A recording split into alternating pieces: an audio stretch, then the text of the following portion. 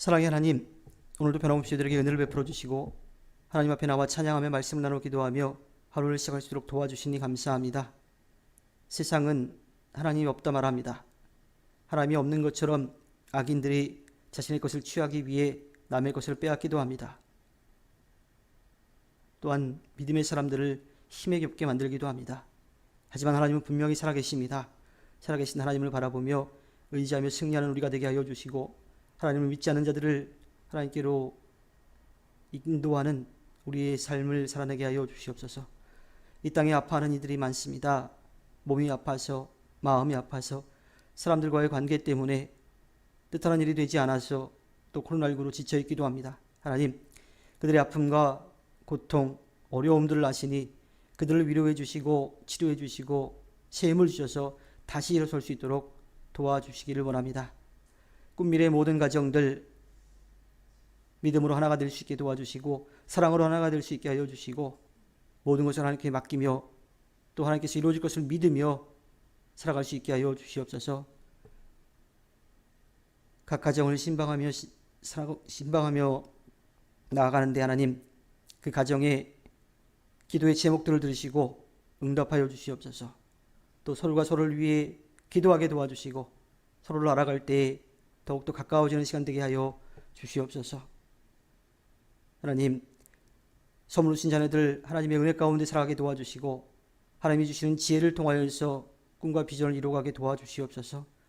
코로나19 가운데에서도 지치지 않게 하여 주시고 새 힘을 얻어 나아갈 수 있게 하여 주시옵소서.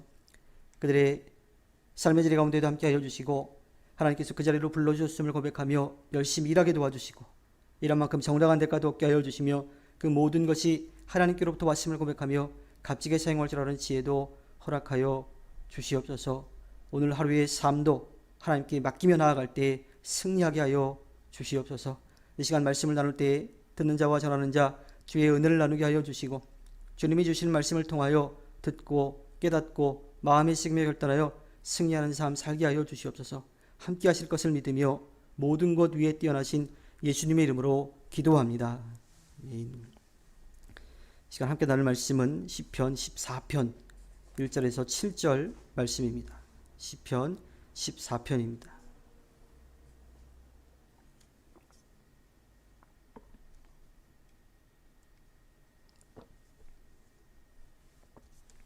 시편 14편 교독하겠습니다. 어리석은 사람은 마음속으로 하나님이 없다 하는구나. 그들은 한결같이 썩어서 더러우니 바른 일을 하는 사람이 아무도 없구나.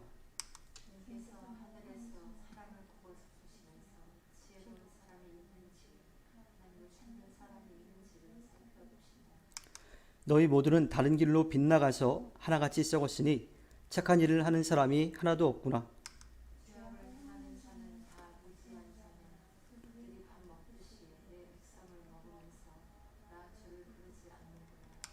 하나님이 의인의 편이시니 행악자가 크게 두려워한다.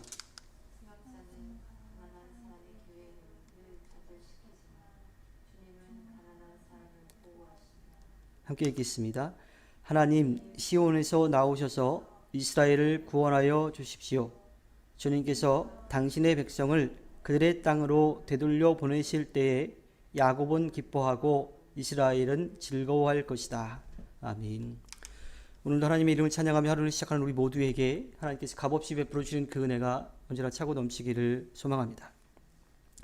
세상에는 하나님이 없다고 하는 사람들도 있어요. 또 하나님이 있든지 없든지 난 상관없다 하는 사람들도 있습니다.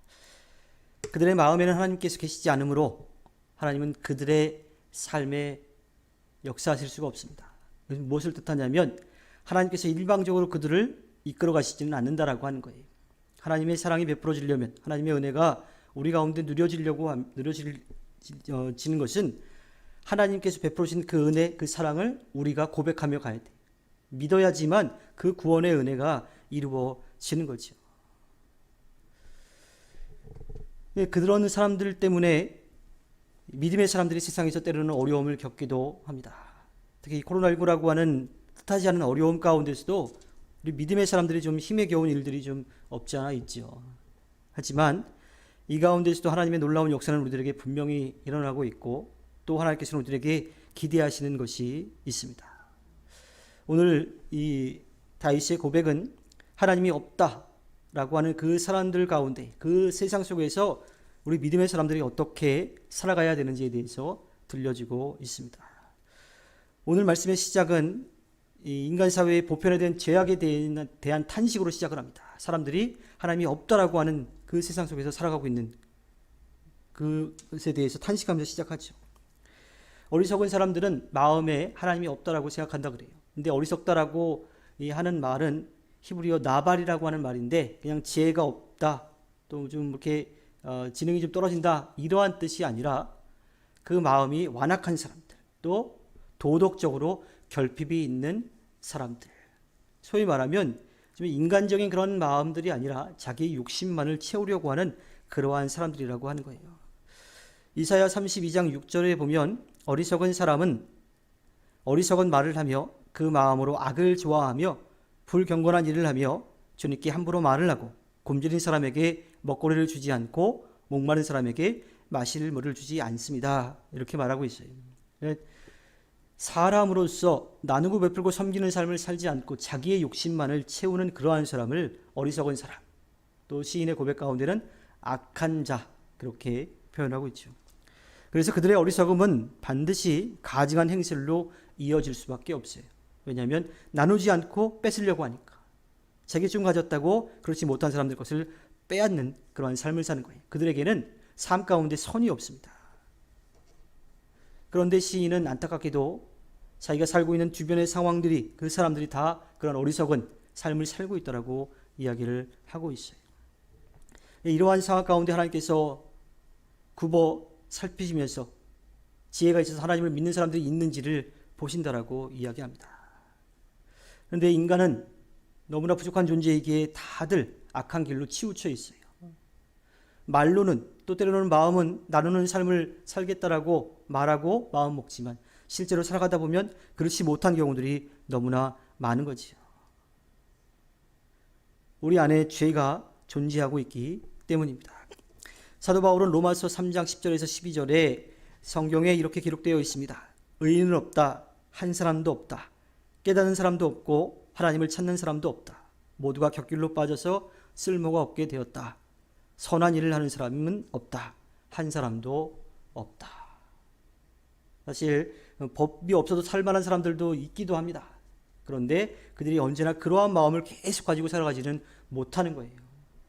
우리 안에 하나님을 떠나려고 하는 그런 잘못된 마음들이 분명히 있다고 하는 거죠. 인간 스스로 선해질 수 있는 방법이 없어요. 그래서 하나님께서 우리가 스스로 선해질 수 없으니까 하나님 편에서 우리가 선한 길로 갈 수 있는 길을 열어주신 거죠. 그 길이 예수 그리스도이신 거예요. 그리고 그 예수 그리스도를 통해서 우리가 바른 길로, 또 믿음의 길로, 생명의 길로 갈 수 있는 길을 열어주신 거죠. 하나님을 떠나서 죄악 가운데 살아가고 있는 사람들은 희망이 없습니다. 조금 나은 삶을 사는 것 같지만 그 결과는 허무한 모습으로 나타날 수밖에 없지요. 다윗은 그렇게 죄악 가운데 빠져 있는 사람들에 대해서 탄식하면서 이야기를 하고 있어요. 또 그들은 하나님의 백성들, 믿는 사람들을 괴롭게 하기도 하죠. 하나님이 어디 있느냐? 하나님 뭐 할 수 있느냐? 네가 믿는 하나님이 어디 있느냐? 하며 조롱하기도 합니다. 그리고 그 믿음을 흔들기도 합니다. 그런데 놀랍게도요, 그러한 상황 가운데 있고 다윗이 봐도 참 힘든 그런 상황인데 다윗의 고백이 또 한번 바뀌기 시작합니다. 5절에서 하나님이 의인의 편이시니 행악자가 크게 두려워한다. 내 곁에 없으신 것 같은 하나님이지만 내 편이 되어주시는 거죠. 그러니 지금은 떵떵거리고 있는 그 악인들이 결국은 두려움에 떨 수밖에 없다라고 하는 거예요. 왜? 마지막에 분명히 심판이 임할 것이기 때문입니다.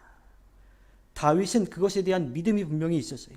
그러나 세상의 상황들은 실제로 자기가 생각한 것만큼 그렇게 좋지는 않은 거죠. 또 그럼에도 불구하고 하나님께서 편이 되어 주셔서 그 악인들을 두렵게 만들고 반대로 의인들은 기쁨을 주시는 분이라고 하는 것을 분명하게 이야기합니다. 다윗은 인간의 어리석음과 타락한 세상에 대해서 탄식하면서 그의 믿음에 대한 고백은 절대로 잃지 않았습니다. 하나님의 구원에 대한 그 찬양의 고백은 잃어버리지 않았던 거죠. 믿음의 사람은 악한 사람들이 존재하는 그 상황 가운데에서, 힘이 겹게 만드는 상황 가운데에서 하나님을 바라보게 됩니다.